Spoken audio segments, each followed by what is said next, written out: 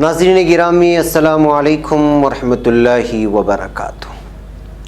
میں ہوں آپ کا میزبان انصار عزیز ندوی، اور آپ اس وقت سیدھی بات ٹی وی چینل کے جاری پروگرام پیغام میں فرقان کی 42ویں قسط ملاحظہ فرما رہے ہیں۔ ناظرین، آج ہم سورہ بقرہ کی 24ویں آیت کی تفسیر پیش کرنے جا رہے ہیں۔ پہلے ہم اس آیت کی تلاوت کریں گے، پھر اس کے انفرادی الفاظ کے معنی سے ہم آپ کو آگاہ کریں گے، پھر اس کا ترجمہ پیش کریں گے۔ اعوذ باللہ من الشیطان الرجیم، بسم اللہ الرحمن الرحیم۔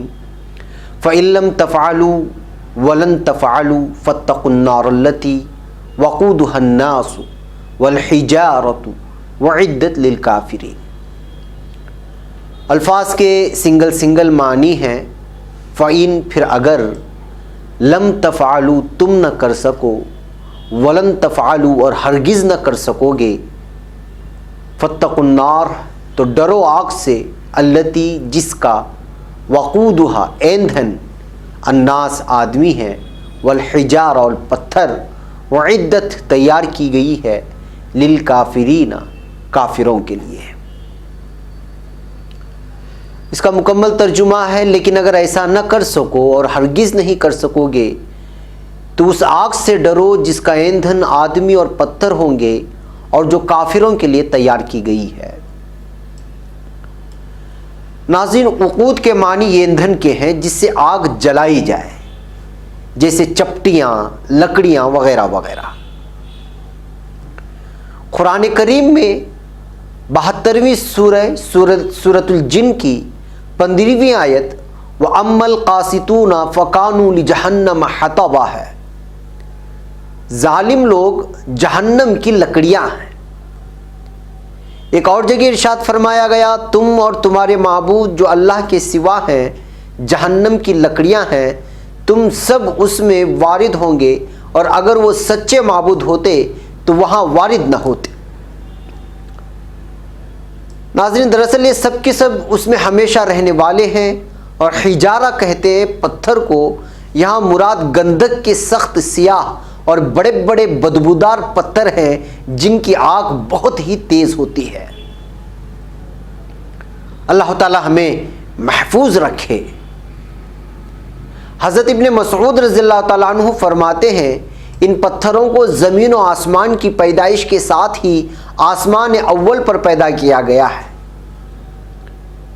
ابن جریر، ابن ابی حاتم، مستدرک حاکم، ان تمام چیزوں میں اس حدیث مروی ہے۔ حضرت ابن عباس، حضرت ابن مسعود اور چند اور صحابہ رضی اللہ تعالیٰ عنہم اجمعین سے صدی نے نقل کیا ہے کہ جہنم میں یہ سیاہ گندک کے پتھر بھی ہیں جن کی سخت آگ سے کافروں کو عذاب دیا جائے گا۔ حضرت مجاہد فرماتے ہیں، ان پتھروں کی بدبو مردار کی بو سے بھی زیادہ ہوگی، یعنی مردار سے جو بدبو آتی ہے اس سے بھی خطرناک ہوگی۔ حضرت محمد بن علی اور ابن جریج بھی کہتے ہیں، اس سے مراد گندک کے بڑے بڑے اور سخت پتھر ہیں۔ بعض نے کہا ہے مراد وہ پتھر ہیں جن کی مورتیاں بنائی جاتی ہیں اور پھر ان کی پرستش کی جاتی ہے، ان کو آگ میں ڈالا جائے گا، اسی طرح کے پتھر ہوں گے۔ اسی طرح 21ویں سورۃ الانبیاء کے 98ویں آیت میں ارشاد فرمایا گیا ہے، اعوذ باللہ من الشیطان الرجیم، بسم اللہ الرحمن الرحیم، انکم وما تعبدون من دون اللہ حسب جہنم انتم لہا واردون۔ یعنی تم اور تمہارے وہ معبود جو اللہ کے سوا ہیں جہنم کی لکڑیاں ہیں۔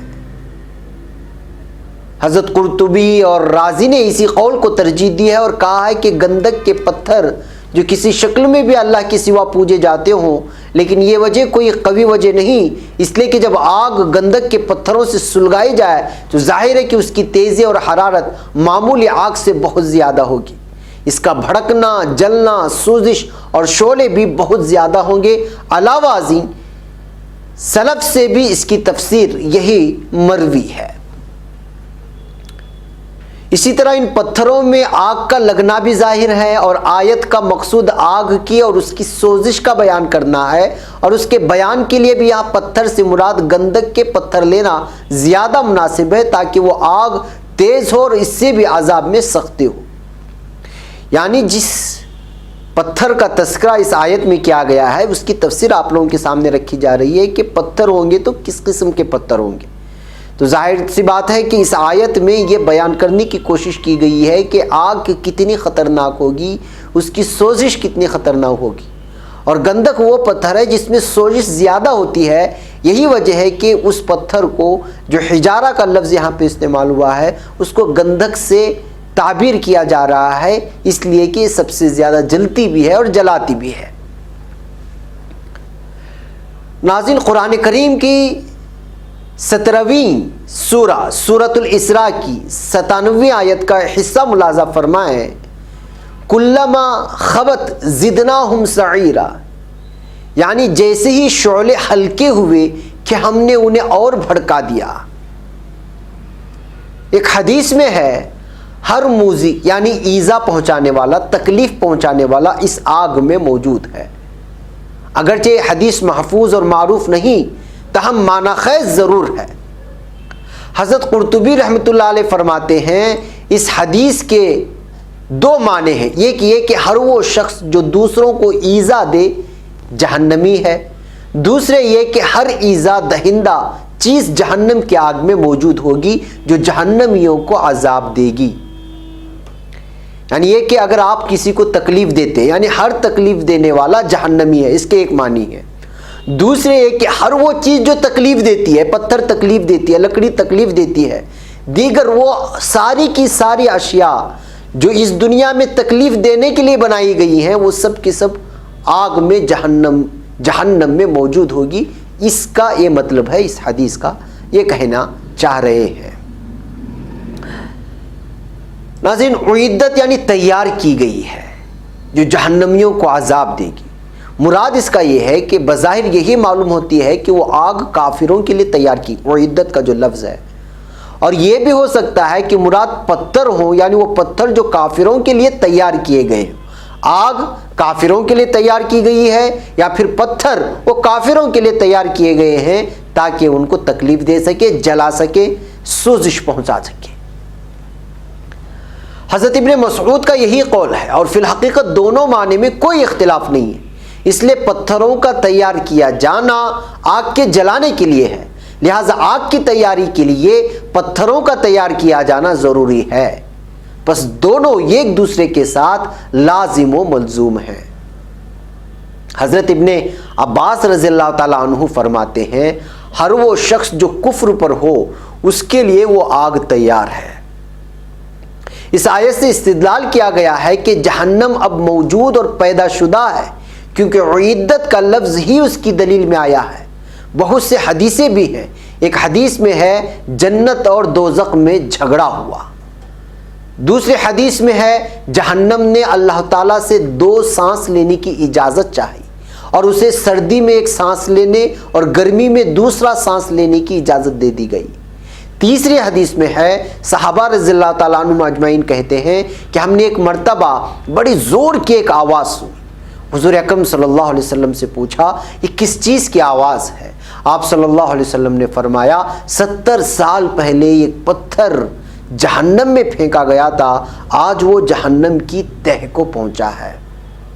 اس حدیث سے ہم اندازہ لگا سکتے ہیں جہنم کی اس خطرناکی کا، اس کی گہرائی اور گہرائی کا، اور اس کے تکلیف پہنچانے کی اس شدت کا۔ چوتھی حدیث میں ہے کہ حضور اکرم صلی اللہ علیہ وسلم نے سورج گرہن کی نماز پڑھتے ہوئے جہنم کو دیکھا۔ پانچویں حدیث میں ہے کہ آپ صلی اللہ علیہ وسلم نے شب معراج میں جہنم کو، اس میں عذابوں کے سلسلے کو ملاحظہ فرمایا کہ کس طرح عذاب دیا جاتا ہے۔ اسی طرح اور بھی بہت سی صحیح متواتر حدیثیں مروی ہیں جن سے جہنم کے اس وقت موجود ہونے کا ثبوت ملتا ہے۔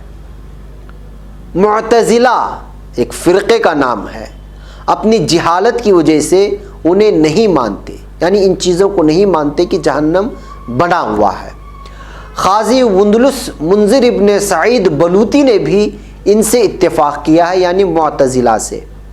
مگر یہ یاد رکھنا چاہیے کہ یہاں اور سورہ یونس میں جو کہا گیا ہے کہ ایک ہی صورت کے مانند لے آؤ، تو اس میں ہر چھوٹی بڑی آیت شامل ہے، اس لیے عربیت کے قاعدے کے مطابق جو اس میں نکرہ ہو اور شرط کے طور پر لایا گیا ہو وہ عمومیت کا فائدہ دیتا ہے۔ بھائی ناظرین، یہ تعلیمی بحث ہے، جیسے کہ نکرہ نفی کی تحت میں استغراق کا فائدہ دیتا ہے، بس لمبی صورتوں اور چھوٹی صورتوں سب میں اعجاز ہے، اور اس بات پر سلف و خلف کا اتفاق ہے۔ حضرت امام راضی اپنی تفسیر میں لکھتے ہیں کہ اگر کوئی کہے کہ سورت کا لفظ سورہ کوثر اور سورۃ العصر اور سورہ آیہ قل یا ایھا الکافرون جیسی چھوٹی صورتوں پر بھی مشتمل ہے، اور یہ بھی یقین ہو کہ اس جیسی یا اس کے قریب قریب کسی صورت کا بنا لینا ممکن ہے، تو اسے انسانی طاقت سے خارج کہنا نیری ہٹ درمی اور بے جا طرفداری ہے۔ تو ہم جواب دیں گے کہ ہم نے اس کے معجز نما ہونے کے دو طریقے بیان کر کے دوسرے طریقے کو اس لیے پسند کیا ہے۔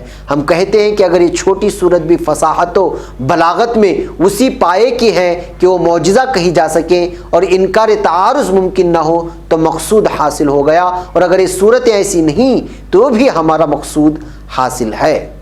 اس لیے کہ ان جیسی صورتوں کو بنانے کی انسانی قدرت ہونے پر بھی سخت دشمنی اور زبردست کوششوں کے باوجود ناکام رہنا ہے۔ ناظرین، ایک مضبوط اور آپ کو جو ہے اردو لگی ہوگی، اس ساری چیز کا آسان سا ترجمہ یہ ہے کہ جو لوگ اس بات کو مانتے ہیں کہ جو ہے ایک چھوٹی صورت کو بھی جو ہے جو آیت ہو سکتی ہے قرآن کی اس کے جو ہے بدل لا سکتے ہیں، تو ناممکن ہے۔ یہ ساری چیز کا خلاصہ ہے جو تعلیمی بحث کے حساب سے میں نے آپ لوگوں کے سامنے پیش کیا ہے۔ بہرکیف ناظرین، اس بات کی صاف دلیل ہے کہ قرآن ماں اپنی چھوٹی چھوٹی صورتوں کے سراسر معجزہ ہے، اس میں رتی برابر بھی مجھے اور آپ کو شک نہیں ہونا چاہیے۔ جس نے شک کیا اس کو اپنی ایمان پر ایک مرتبہ پھر سوچ لینا چاہیے، بلکہ ٹٹولنا چاہیے کہ اس کا ایمان کتنا مضبوط ہے۔ بہرکیف یہ تو امام راضی کا کہنا ہے، لیکن صحیح قول ہے کہ قرآن پاک کی ہر بڑی چھوٹی صورت فی الواقع معجزہ ہے، اور انسان اس کی مانند بنانے سے محض عاجز اور بالکل ہی بے بس ہے، اس سے ہو ہی نہیں سکتا۔ بہرکیف ناظرین، امام شافعی رحمۃ اللہ علیہ فرماتے ہیں اگر لوگ غور و تدبر سے، عقل و ہوش سے سورہ عصر کو سمجھ لیں تو انتہائی کافی ہے۔ حضرت عمرو ابن العاص رضی اللہ تعالیٰ عنہ جب وفد میں شامل مسیلمہ کذاب کے پاس گئے، تب یہ خود بھی مسلمان نہیں ہوئے تھے، یعنی حضرت عمرو ابن عاص بھی مسلمان نہیں ہوئے تھے، اور مسیلمہ تو کذاب ہے، جھوٹا ہے، جس نے نبوت کا دعویٰ کیا تھا۔ تو مسیلمہ نے ان سے پوچھا کہ تم مکے سے آ رہے ہو، بتاؤ تو آج کل کوئی تازہ وحی بھی نازل ہوئی ہے؟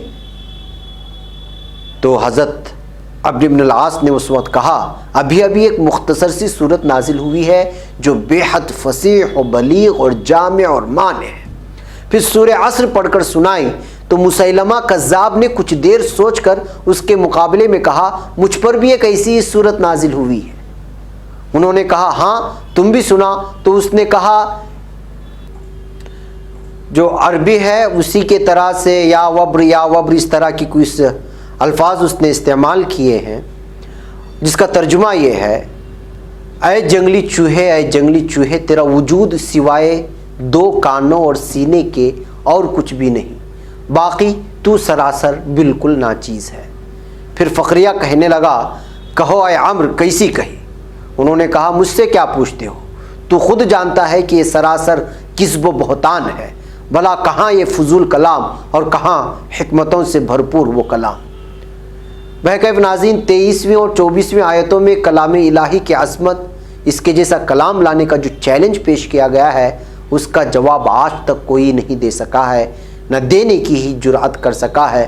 لوگوں نے بہت کوشش کی، اسی لیے جو ہے یہ ساری دوسری آیت میں ان کے لیے کافروں کے لیے جو جہنم اور حجارہ کا جو تفسیر بیان کی گئی یہ انہی لوگوں کے لیے مختص ہے جو اس طرح کے چیلنجز کرتے ہیں اور قرآن کا انکار کرتے ہیں. اور کافر کے معنی بھی آتے ہیں انکار کرنے والے. تو کافر جو انکار کرتے ہیں، قرآن کا انکار کرتے ہیں، اللہ کا انکار کرتے ہیں اور اس طرح کی آیتوں کو لانے کا چیلنج کرتے ہیں جو نہیں کر سکتے، ان لوگوں کا ٹھکانہ قرآن نے اپنی 24ویں آیت میں یہی کہا کہ جو ہے ان کا ٹھکانہ جہنم ہے، جس میں آگ بھڑکائی جائے گی اور تیز پتھر جلائے جائیں گے. بہرکیف ناظرین، یہاں وقت ہو چلا ہے، اب ہمیں اجازت دیں.